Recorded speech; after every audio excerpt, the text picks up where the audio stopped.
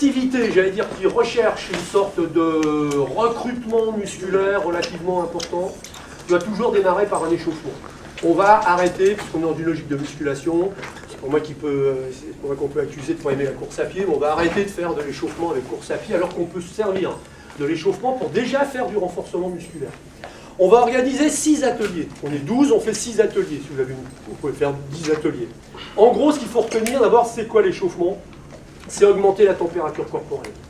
Si on n'augmente pas la température corporelle, on n'a pas un véritable échauffement. C'est-à-dire qu'on n'utilise pas toutes les possibilités de l'organisme. L'organisme, il fonctionne à son top entre 38,5 et 39 de température. Il est fait pour ça. Il y a une fluidité musculaire qui est plus importante, il y a une vascularisation qui s'ouvre, il y a plein d'éléments, il y a une coordination motrice qui est meilleure, et il y a une résistance en plus aux infections qui est plus importante. C'est pour ça qu'on a de la fièvre quand on est malade. Et les pédiatres, ils n'arrêtent pas de dire aux mères de famille, arrêtez de faire tomber la fièvre de vos enfants quand ils ont 37,8, quoi.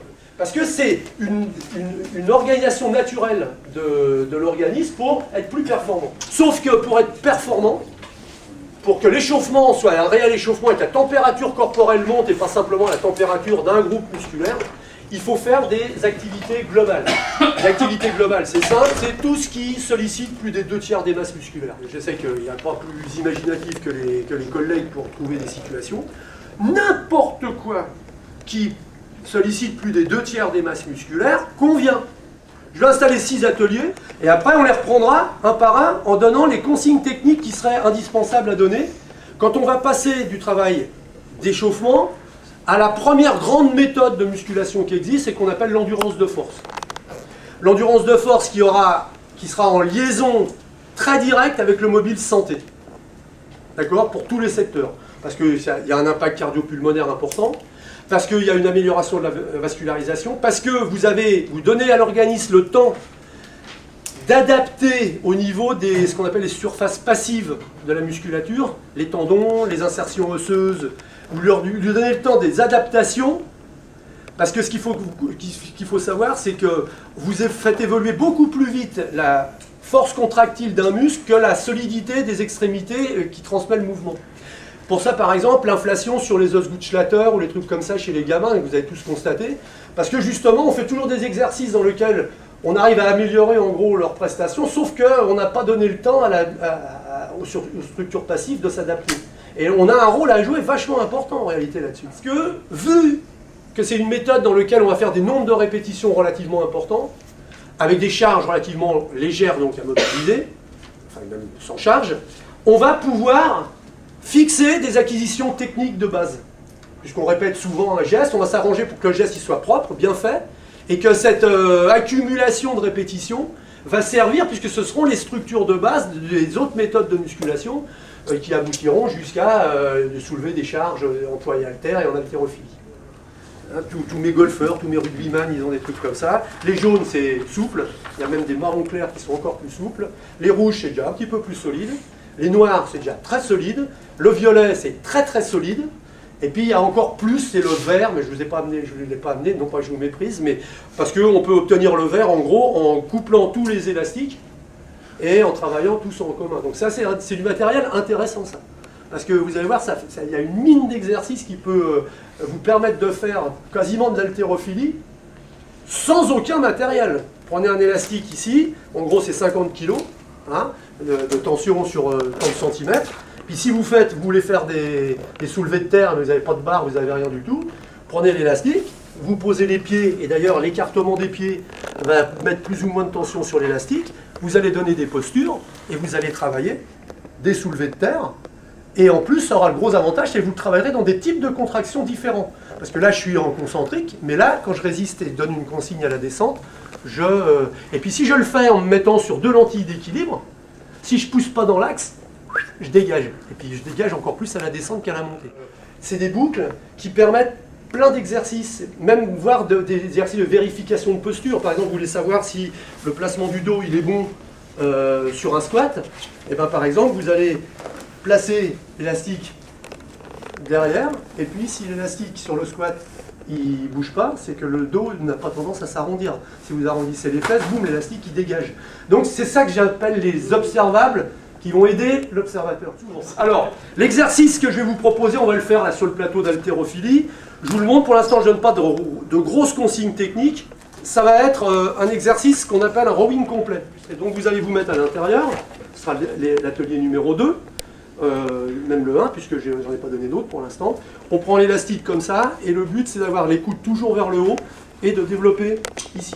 D'accord? On amortit, on redescend, on amortit, on redescend. Tous les ateliers de l'échauffement, ils font 1 minute, avec 1 minute de récupération. Si c'est moins, il va y avoir une accumulation de la fatigue, c'est plus de l'échauffement. Si c'est plus, il y a une baisse de la température durant la récupération. Donc vous êtes 12, vous m'avez dit vous êtes 12, j'ai dit 6 ateliers, 2 par atelier, un qui travaille, l'autre qui récupère. Et on n'arrête plus pendant 12 minutes. Ça, ce sera la première base du travail. D'accord? Donc ça, c'est un exercice plutôt de bras, on va dire, de gainage. Corde à sauter, ça rajoute des coordinations, c'est des formes de pliométrie, donc c'est des types de contractions musculaires, donc c'est de la musculation. Et puis pendant 1 minute, eh bien, on travaillera, on va faire de la corde à sauter.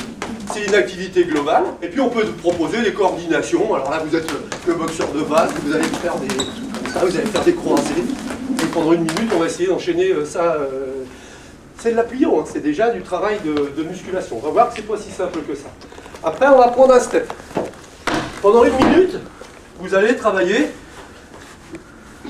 en faisant des montées alternatives. Et alors là, ce que je pourrais, si je voulais être puriste, je mettrais une petite cible, par exemple par 4 bandelettes caoutchouc, et je voudrais qu'à chaque fois, le pied il soit dans la cible.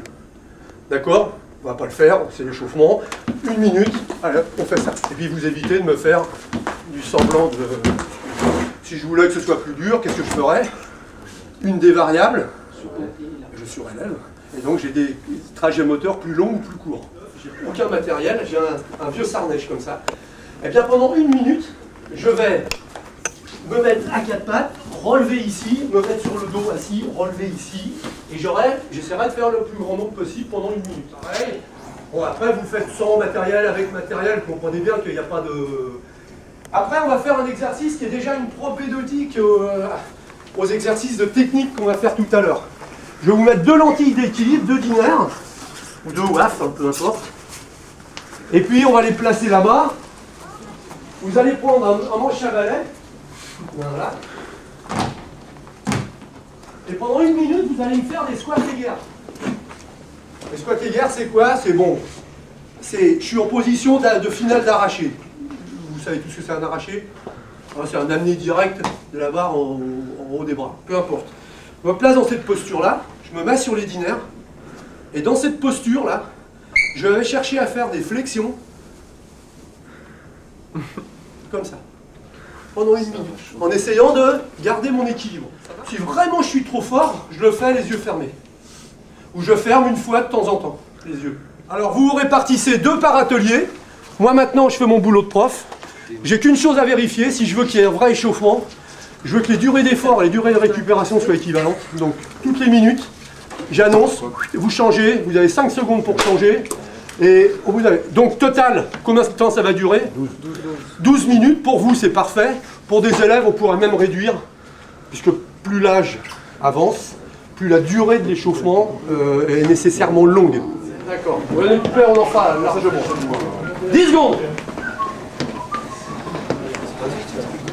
«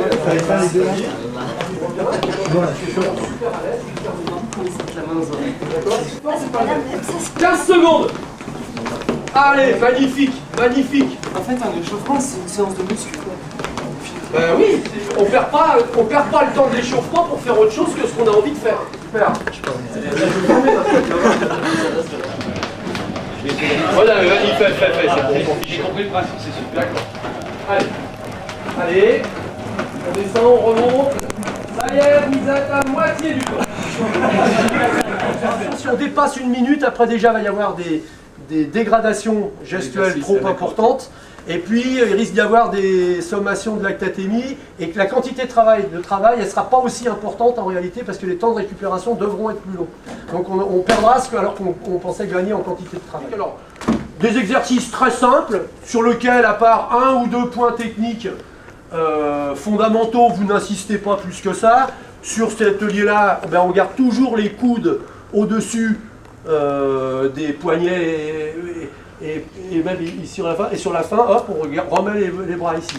Même si pour l'instant, comme c'était que dans une logique d'échauffement, je vous ai laissé faire des fautes techniques que vous ne pourrez plus faire quand je vais vous donner une logique de musculation. Et qui faisait un exercice comme ça. Et là, je le fais bien. D'accord? Le problème, c'est que si je vous mets 10 kilos dans les mains, vous ne me le faites plus comme ça. D'accord? Parce qu'il faut avoir une logique un peu de dislocation des épaules. Et après, techniquement, on va vérifier que le balai, lui, il monte dans un plan vertical. Ce qui est une des fondamentaux techniques de tous les levées portées.